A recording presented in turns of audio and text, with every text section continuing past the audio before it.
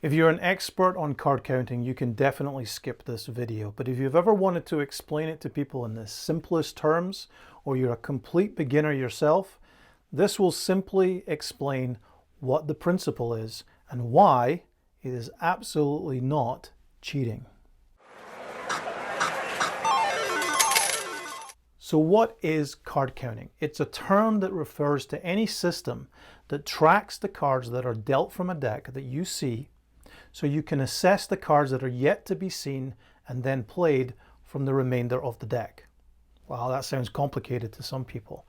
I'm going to explain how that works in a very simple way, but before we get to that, here's the basics in terms of playing at a blackjack table. It takes a great deal of effort and learning on your part. Completely doable, of course, but you need to start somewhere. So here's what's going on with card counting. In the simplest terms, you're tracking certain values. Here's an example. Here we have the aces, some court cards, some middle value cards, and some low cards. In order to track these, you would be assigning values. Normally, and in the very simplest version of card counting, you add one in certain conditions to a count that you're running in your head, and you take one away in other conditions. And sometimes you add or subtract less or more depending on the system that you're playing. But you can see here that we would be interested in following the aces and the court cards because these are very good cards for us. The more of these that are left in the deck, the better the chance that we're going to win in forthcoming hands until they decide to shuffle the deck. So we would track these, we would maybe ignore the middle value cards, and we would also track the lower value cards. When we get to a point where our counting system has a total, that little running total in our head, that tells us we have an advantage, that's when we increase our bets. Again, in the simplest terms, that spread, the difference between the minimum bet while you're trying to gauge the value of the deck and the maximum bet when you know you have a really good deck that may give you a great hand, that spread can be quite large. And that's usually what exposes card counters to the dealers and the pit bosses. If we take these cards away,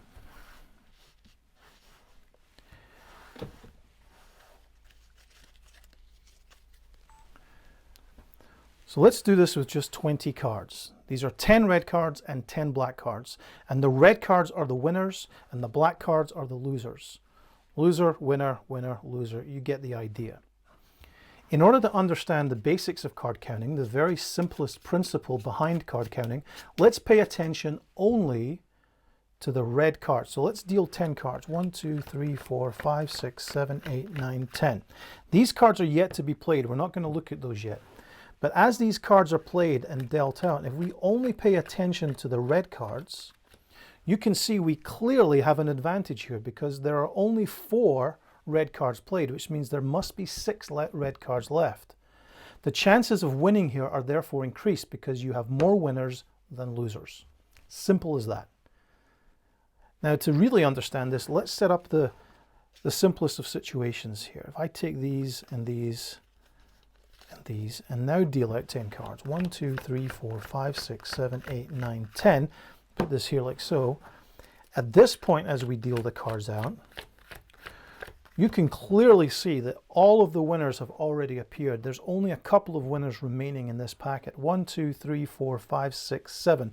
That means there can only be 3 red cards here. 1, 2, and 3. So the chances of losing here is far, far higher than winning.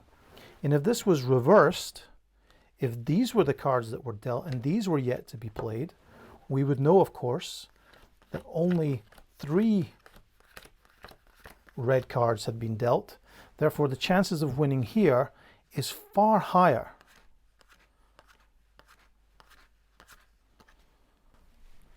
Now, as you see, it's really a very simple principle.